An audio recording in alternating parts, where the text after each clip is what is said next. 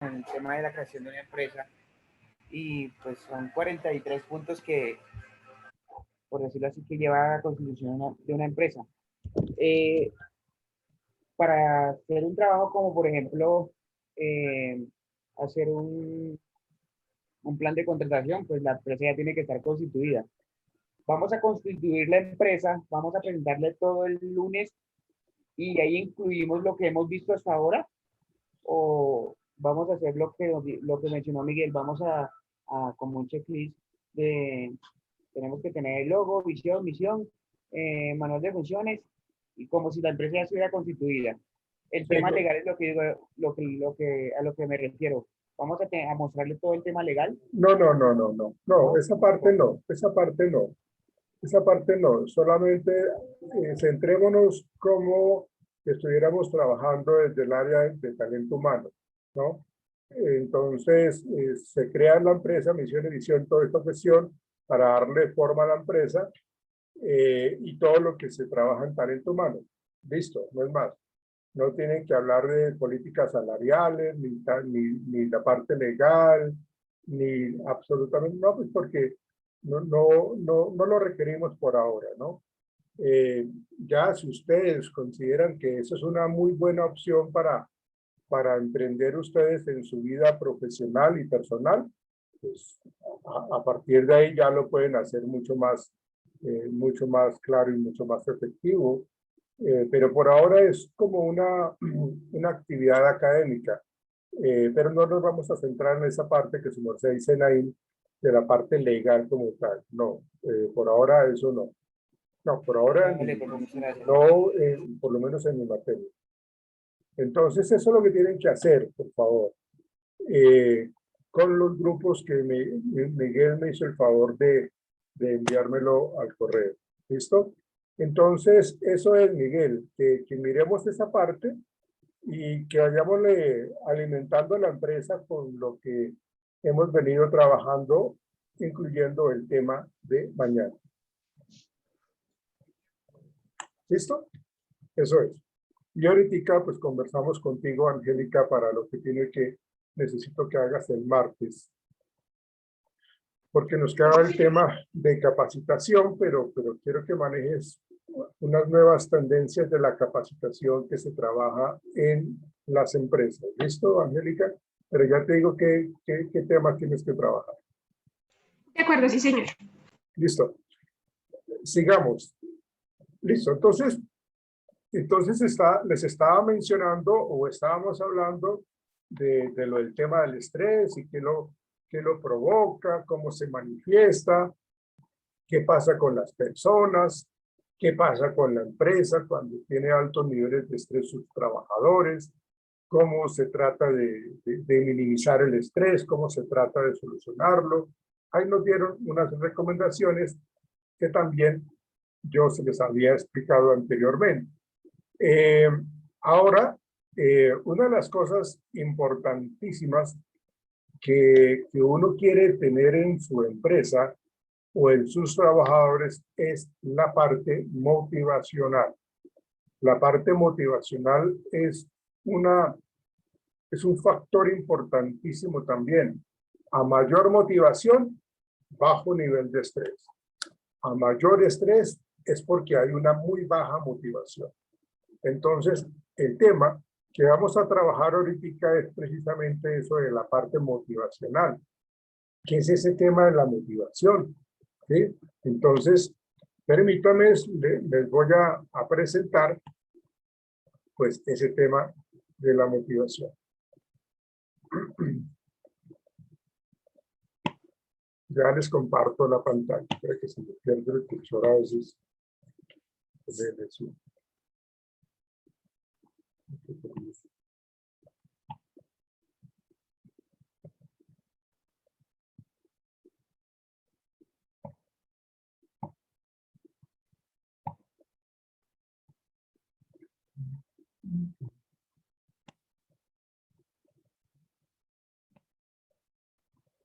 Listo, muchachos.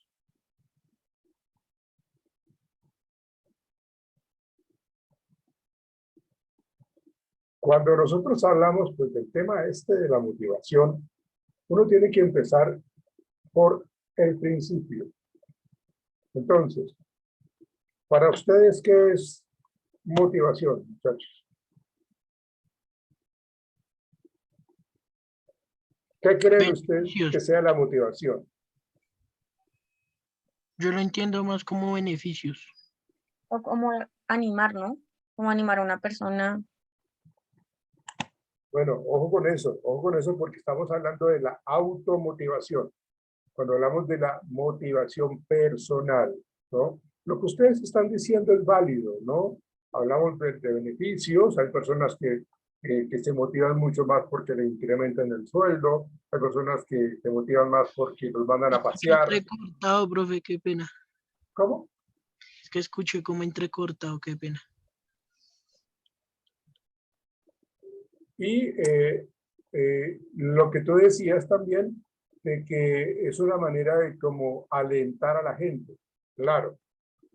Pero pues resulta que todos nosotros nos motivamos de una manera diferente. Lo que a mí me motiva puede que a ustedes no le motive. O lo que a ustedes le motivan, a mí no. ¿Sí? Por ejemplo, a mí me gusta ver mucho un partido de Millonarios. ¿Sí?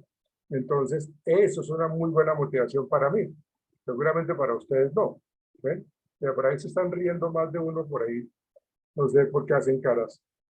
Pero esa es la parte esa es la parte motivacional. ¿Ven? Lo que a mí, de hecho, cuando se habla de motivación, hablamos del motor que me lleva a mí a querer hacer cosas. Si yo quiero comprarme un carro, pues entonces voy a hacer todo lo posible para ahorrar cierto dinero, porque mi motivación en este momento es comprarme un carro. ¿Ven? Para otras personas no. ¿Ven? Pero la motivación es eso, es lo que me mueve a mí. ¿Sí? Cuando yo tengo un proyecto de vida, cuando yo tengo un proyecto por hacer algo, pues todo apunta hacia llegar a algo y para eso tengo que tener motivación. Tengo que saber para dónde voy y cómo es que voy a llegar allá. ¿Sí? No es que yo llegue de la manera más desorganizada porque no me va a funcionar, y mucho menos me va a funcionar cuando no tengo la motivación. ¿Sí? Lógicamente nosotros tenemos buenos días y malos días. ¿Sí? Hay días muy buenos, hay días muy malos, y hay momentos en donde uno está, como normalmente lo expresa uno, estoy muy bajoneado, estoy bajo de ánimo, estoy pero llevado, ¿no? Entonces realmente la motivación es lo que me permite a mí alcanzar ciertos objetivos que yo me he propuesto. Y entonces, cuando nosotros hablamos de la motivación laboral, tiene que ver con esa parte. Conjunto de fuerzas energéticas que se originan tanto dentro como fuera de una persona. ¿Sí? Para iniciar con un comportamiento relacionado con el trabajo, para determinar su forma, dirección, intensidad y rendimiento. ¿Se acuerdan cuando yo les decía con el estrés laboral, cuando hay ambigüedad en el rol? Si yo tengo ambigüedad en mis funciones, pues yo no voy a tener motivación, no voy a tener una dirección, no voy a tener una intensidad y tampoco voy a tener un buen rendimiento. Y eso hace que mi motivación se pierda, se vaya al piso. ¿Ven? Entonces, la situación está en que en la medida que yo tenga claro qué es lo que yo debo hacer en mi trabajo, pues eso a mí me genera altos niveles motivacionales, porque sé qué es lo que debo hacer. ¿Sí? Era lo que me estaba diciendo ahorita Miguel Díaz, Miguel Ángel. ¿Qué es Miguel Ángel? ¿Sí?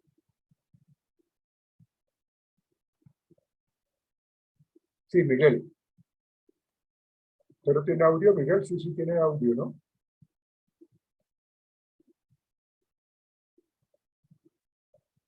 No se lo escucha nada más.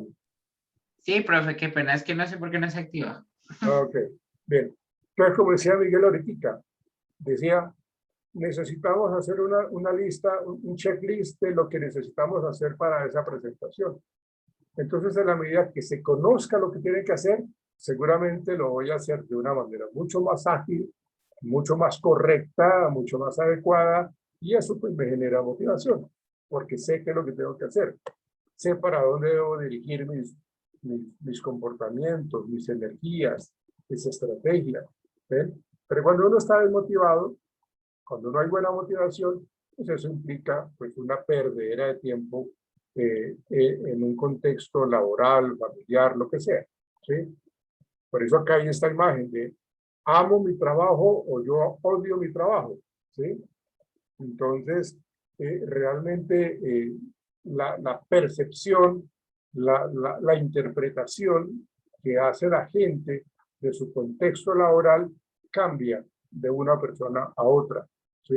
Y cuando la percepción es negativa, pues eso a veces genera un clima laboral inadecuado, porque se utiliza mucho la comunicación de corredor, ¿sí? O la comunicación de pasillo, que también llaman, que es lo que llama uno psicología del rumor. ¿Por qué? Porque empiezan a contarse cosas muy feas de la empresa, que este líder es muy cansón, que aquí pagan muy mal, que aquí lo explotan a uno. Entonces, ahí estamos demostrando que detestamos mi trabajo, lo que tengo que hacer. Pero si fuera diferente, pues entonces vamos a hablar. Cada quien habla de cómo le ha ido en el transcurso del día. Este es un proceso motivacional importante para todos nosotros, ¿sí? Siempre que hablamos nosotros de la motivación, partimos de algo que se llama la necesidad. La necesidad se presenta cuando hay digamos, un desequilibrio en mi organismo, ¿sí? O cuando yo necesito alcanzar cierto punto de ideal, entonces ahí empiezo yo a tener una necesidad. Se les voy a dar con un ejemplo sencillo. Cuando yo tengo hambre, eso quiere decir de que mi organismo está desbalanceado y pues, tengo hambre. Entonces, se presenta lo que se llama una pérdida del equilibrio y necesitamos convertirla en una homeostasis, es decir, volver a restablecer el equilibrio. ¿Sí? Entonces, hablamos de la necesidad. Siempre que hablamos de la motivación, por eso les decía que la motivación es un motor que me lleva a alcanzar algo, partimos de una necesidad. Cuando tenemos esa necesidad, pues queremos hacer todo lo posible para poder satisfacer esa necesidad. Es decir, hablamos de la atención. La atención acá nos dice que pues tengo que buscar dónde ir a comer algo, porque tengo mucha hambre. ¿Sí? Entonces hay un desequilibrio. Se genera la necesidad en mi organismo. Acá entonces hablamos de la atención como tal y eso me lleva a mí a generar una serie de conductas o subconductas para tratar de subsanar ese desequilibrio en cuanto al hambre como tal que tengo. Entonces estamos hablando de esa tensión, hablamos de las conductas. Si hablamos de la comida, por ejemplo, si yo quiero irme a comer una hamburguesa, entonces yo tengo que primero mirar si yo tengo plata en mi billetera, si está abierto el negocio donde me gusta ir a comprar la hamburguesa, ¿sí? Si no está lloviendo, si sí tengo plata o no. Entonces, yo tengo que mirar una serie de subconductas que me lleven a mí a realizar todas las conductas finales para poder obtener la hamburguesa que tanto quiero, comérmela y que se genere satisfacción. Porque en esta cadena, perdón, en este ciclo puede generarse frustraciones, como lo dice acá. ¿Por qué? Porque no logré satisfacer la necesidad de comerme la hamburguesa. Entonces ahí se presenta frustración. ¿Cuándo se presenta? Pues cuando me di cuenta que mi billetera no tenía plata. Cuando iba a ir yo a comerme la hamburguesa, me llamaron de la oficina al jefe y entonces no pude. ¿Sí? O cuando llegué allá no había la hamburguesa que yo quería. O cuando le di el primer mordisco estaba dañada. Entonces no fue satisfecha esa necesidad, por lo tanto, pues tengo yo lo que llamamos frustración. Pero si logramos llevar a cabo todo ese ciclo de proceso motivacional, pues entonces cuando yo logro satisfacer esa necesidad, pues voy a tener tranquilidad. El relax, por eso sentirme totalmente relajado allí. Y este ciclo, o este proceso, pues se reactiva cada vez de que yo tengo una necesidad. Si tengo sueño, si tengo hambre, si tengo sed, si tengo la necesidad de ir a hablar con el jefe para que me dé un aumento, para que me dé permiso, para hacer una vuelta, si tengo que ir a pedirle la mano a mi novia, entonces, ¿qué es lo que yo debo hacer? Todo es un proceso motivacional, ¿ven? Pero parte, como les digo, de esa necesidad que todos tenemos. Y esa la tenemos todos, en mayor o menor intensidad, dependiendo de la urgencia que tengamos por satisfacer algo. Pero se habla de la atención, perdón, de la necesidad, la atención, la serie de conductas en donde podemos obtener relajación, tranquilidad o frustración. Bueno, factores que promueven la motivación. Un trabajador presentará una alta motivación interna cuando tenga 3 tipos de experiencias denominadas estados psicológicos críticos. ¿Cuáles son esos estados psicológicos críticos? La significatividad del trabajo. Lo que yo hago en esta empresa me encanta. Eso es una motivación interna. ¿Por qué? Porque esto que me contrataron para hacer me encanta. Entonces, para mí este trabajo tiene significado. ¿Sí? A mí me encanta la docencia, a mí me encanta la consulta clínica y la disfruto. Eso es una motivación interna, porque le encuentro significado a mi trabajo. La responsabilidad sobre los resultados de su trabajo. Claro, o sea, si yo soy las personas que son organizados, que les gusta alcanzar sus ideales, sus metas, que les gusta hacer las cosas bien, de una manera muy organizada, estructurada, pues entonces lo hago precisamente porque está bajo mi responsabilidad. Y los resultados son mi responsabilidad. Si yo los hago mal, pues entonces pues, me voy a sentir mal por lo que he estado haciendo, que no me funciona. ¿Sí? Y el otro estado psicológico crítico es el conocimiento de los resultados de su trabajo. Cuando hablamos nosotros de la evaluación del desempeño. Aquí lo que haremos nosotros es cómo nosotros vamos a decirle a la persona que tiene que mejorar, que tiene que mantener, ¿no? Porque pues, no lo hace tan mal. Pero las personas necesitan saber cómo ha sido su desempeño. Y ese es el conocimiento de los resultados de su trabajo. Esos son los estados psicológicos críticos. Para que el trabajador experimente esos estados psicológicos críticos, el puesto desempeñado debe presentar unas dimensiones centrales del puesto. ¿Cuáles son? Variedad de la tarea, que no sea rutinario, que no sea repetitivo, que no tenga, que yo no me quede anquilosado ahí todo el tiempo, que sepa qué es lo que yo tengo que hacer, cuál es realmente la función de esta tarea, la importancia de la tarea, o sea, esto que yo hago, en qué nos favorece a nosotros en la empresa. O sea, esto es una parte muy vital dentro del engranaje de la organización, entonces la importancia de la tarea es vital. Y la autonomía. Acuérdense que cuando hablamos de liderazgo es muy importante empoderar a la gente y tiene que ver con esa autonomía.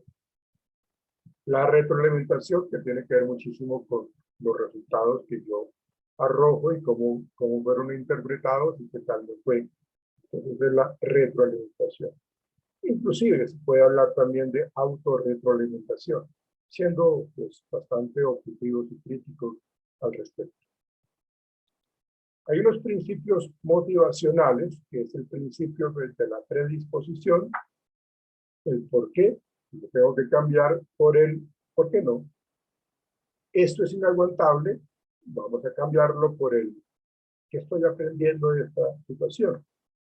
Este principio de la predisposición lo que nos quiere decir es de que yo ya estoy pensando que esto va a ser el acabose. Me predispongo de una manera negativa, de una manera supremamente errónea. ¿Sí? Principio de la consecuencia, y es la tendencia a reproducir las experiencias que tienen consecuencias agradables y a no repetir las que no tienen consecuencias, y a no repetir las que tienen consecuencias desagradables. Esto es claro, ¿no? Si yo cometí un error, pues yo no lo voy a volver a presentar en el futuro. Si esto me llevó a mí una sanción, pues seguramente esto que yo hice, que me sancionaran, seguramente en el futuro no lo voy a volver a presentar. Sería supremamente inimaginable volver a presentar una falla de esas. En cambio, si por haber hecho algo que me generó una consecuencia muy agradable, me generó un incentivo, me generó un ascenso, me generó una felicitación, pues claro que la voy a repetir. Voy a repetir eso las veces que sea necesario. Principio de la repetición. Habla de la maestría en la ejecución de una tarea. Vendrá dada, entre otros aspectos, por la repetición que se ve reforzada por un modelaje hacia la excelencia. Y esto es, entre más haga las cosas con mejor actitud y las practique, y yo quiero ser el mejor en esto, y lo voy practicando, y lo repito, pues adquiero la maestría. Si yo quiero entonces ser el mejor cobrador de tiro libre, entonces voy a quedarme después de los entrenamientos y me convierto en el mejor cobrador de tiro libre. ¿Por qué logré la maestría? Porque constantemente estaba repitiendo esa actividad. El principio de la novedad, que habla de las novedades controladas, suelen ser mucho más atractivas y motivadoras que aquellos que ya hemos conocido, como lo nuevo, ¿no? Por eso les hablaba de lo repetitivo, que a veces eso genera mucha baja motivación, pérdida de la motivación. Pero si hay cosas nuevas que realmente me llamen la atención, pues seguramente eso va a hacer que yo, o eso hace que capte la atención en lo que se quiere que sea. Esta es ustedes han escuchado hablar de Abraham Maslow, ¿cierto? ¿Cierto que sí o no? Sí, profe. Ustedes ¿Cómo, han profe? escuchado hablar de la pirámide de necesidades de Maslow, ¿cierto? Sí, señor. Ok, es esta. Y eres una persona que habla constantemente de la parte motivacional y sobre todo lo coloca acá en el contexto laboral. Y es muy cierto, porque yo necesito tener subsanado la parte fisiológica para poder seguir escalando en las otras etapas de la pirámide. O sea, yo no puedo saltar sin resolver esto, llegar acá a tener autorreconocimiento, confianza, respeto y éxito, ¿no? Cada una es muy importante darle solución para pasar a la siguiente. Entonces nosotros tenemos, en esta pirámide de Maslow, lo que se basa es en estas variables, lo fisiológico que tiene que ver con esto, la respiración, alimentación, descanso, sexo, que esté como en ese equilibrio, ¿no? Una vez resuelta eso, pasamos a la parte de la seguridad, que es una seguridad física, de empleo, digamos, física es donde yo puedo meter la cabeza, ¿no? Tengo a dónde llegar, tengo a dónde quedarme esta noche o no. Entonces tiene que ver con esa seguridad, la seguridad física, de empleo, de recursos, de la parte moral, de la familiar, de salud y de propiedad privada. Imagínense ustedes una persona que esté pasando por problemas de este estilo, ¿sí? ¿Cómo se va a concentrar en el trabajo? ¿Cómo va a llegar a trabajar si sabe que sale del trabajo y para dónde corre? ¿Yo para dónde me voy? ¿Para dónde está el amigo? ¿Para dónde está el familiar? Entonces, su cabeza está ocupada pensando en dónde va a pasar la noche. ¿Sí? Entonces, si no tiene resuelto eso de la seguridad, no va a poder pasar a lo que tiene que ver con la afiliación. Y la afiliación es otra cosa más que tenemos todos nosotros, es la amistad, el afecto, la intimidad sexual, es decir, poder tener una vida en pareja.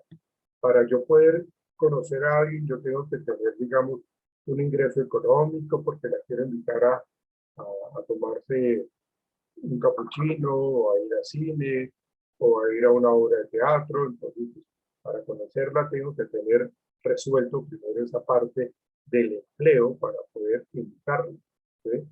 Entonces, de esa manera ya puedo yo entablar vínculos sociales. Y eso genera, pues, lógicamente, el enamoramiento y toda esta cuestión. Y de pronto, pues, aquí ya se habla de que ya tengo una vida en pareja, ¿sí?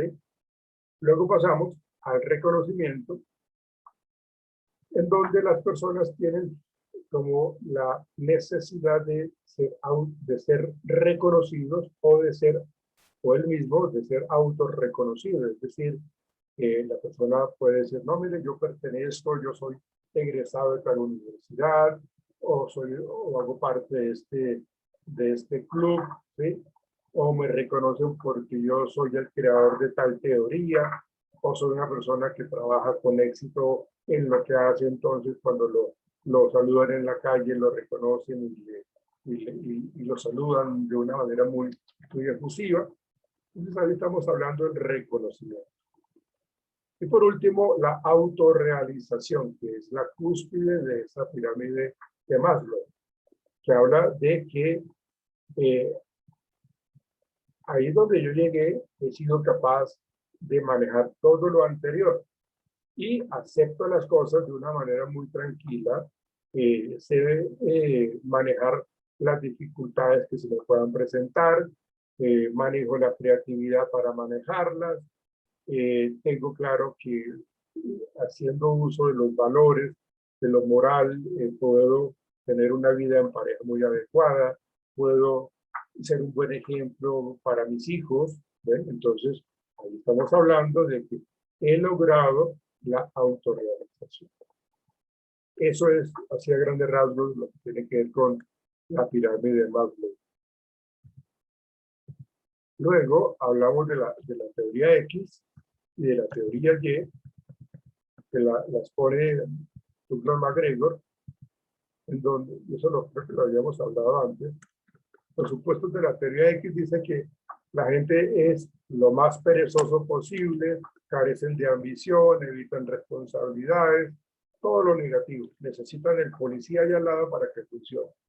En cambio, los supuestos de la teoría Y es como ver al ser humano como una persona que realmente se motiva, que realmente busca siempre la responsabilidad, que trabaja de una manera muy, muy agradable, que le gusta por eso motivarse.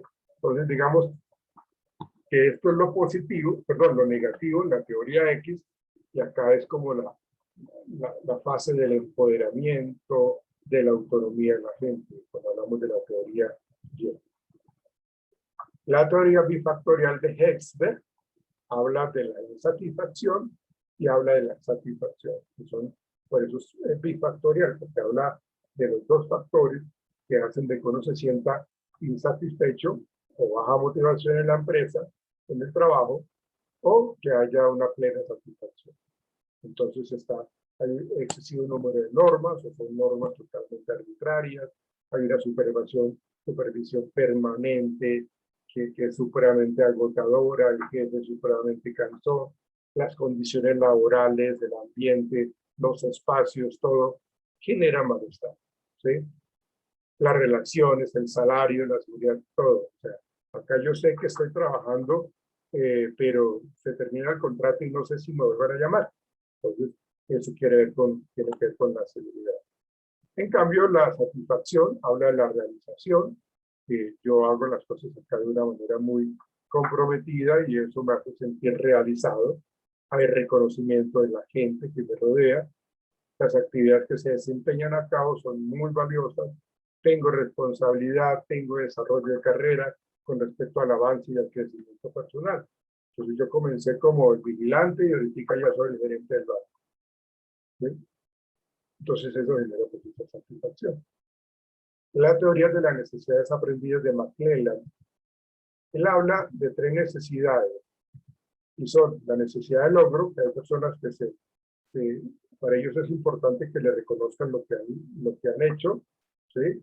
Que lo feliciten, que puede asumir responsabilidades y que las lleve a cabo. Entonces ellos esperan de que le reconozcan ese logro. Hay personas que tienen la necesidad de poder, y esto lo que quiere decir es de que las personas tienen más motivación por querer mandar a la gente. Yo no quiero que me reconozcan nada, yo solamente deben el control de cierta gente. Yo quiero mandar sobre otras personas, yo quiero ser jefe, yo quiero ser líder. Entonces hay personas que tienen más necesidad de poder que de logro. Hay personas que tienen más necesidad de logro que de poder. Y la última, la necesidad de afiliación, es la necesidad que yo tengo que la gente me acepte como sus amigos, como su amigo, como su par, ¿sí? O sea, yo necesito que me inviten a bailar, que hagamos esto, lo otro, que me integren en los grupos de convivencia, sociales, lo que sea. Entonces aquí habla del deseo de establecer relaciones interpersonales estables y duraderas, ¿sí? Hay personas que necesitan más esta necesidad de afiliación, ¿sí? Hay personas que no les importa la afiliación, sino el poder, como lo mencionábamos ahorita. Entonces, estas son las teorías de la necesidad de McClelland. Luego, esta otra, que es la teoría de la equidad de Adam. Esta me parece muy interesante porque uno tiene una percepción objetiva o subjetiva con respecto a lo que yo hago y lo que yo recibo, y lo que hacen los demás y lo que reciben los demás. O sea, lo que trata esta teoría es de que todo sea equitativo, de que sea igualitario, ¿sí? Entonces él dice que la evaluación que hace la persona de la recompensa recibida es un factor esencial de la motivación. Se traduce en términos de equilibrio con relación a lo que aporta y lo que recibe. La recompensa que reciben otros individuos respecto a sus aportaciones. Entonces estoy pensando y estoy mirando qué es lo que hizo él y cómo lo felicitaron o cómo lo premiaron. Pero ¿por qué lo premiaron si hicimos lo mismo y a mí no me dijeron nada? ¿O cómo es que a él le dieron 2 millones de pesos y a mí apenas me dieron 500.000 pesos? Si hicimos lo mismo. Ahí no hay equidad, ¿sí? Existe falta de equidad para una persona cada vez que percibe como desigual las relaciones entre su contribución y sus resultados en comparación con las contribuciones y los resultados de otros individuos, ¿sí? O grupos de referencia. El individuo se siente mal compensado, hay inequidad. Actuará entonces reduciendo la aportación. No, yo para que me haga matar, que realmente no me están valorando mi trabajo. Entonces simplemente no lo hago, ¿sí? Si esta situación se está haciendo, recompensado equilibradamente, pues existe la equidad. Y eso va a hacer de que mi motivación se mantenga o se incremente y siga haciendo las cosas muy juiciosamente. Por tanto, las recompensas recibidas por los empleados deben ser percibidas como equitativas y justas. Acá la palabra de la percepción, porque yo puedo tener una percepción errónea, puede ser subjetivo. Puedo hacerme yo una idea errónea de lo que yo estoy viendo, ¿no? Pues ahí, Profe, qué pena. sí, señora, Profe, es que ya son las 8. Qué pena contigo. ya son las 8. Bueno, creo que ahí ya terminamos. Sí, allá terminamos. Listo, allá terminamos. Permítanme, por favor. Entonces, nos veremos mañana, muchachos. Muchas gracias. Ahorita te mando lo que necesito que me colabores, Angélica, lo que tienes que hacer y listo. Listo, muchachos. Feliz noche. Chao. Que estén bien. Gracias, profe. Buenas noches. Gracias, profe. Chao, chao. Profe, Feliz noche. gracias. Buenas noches.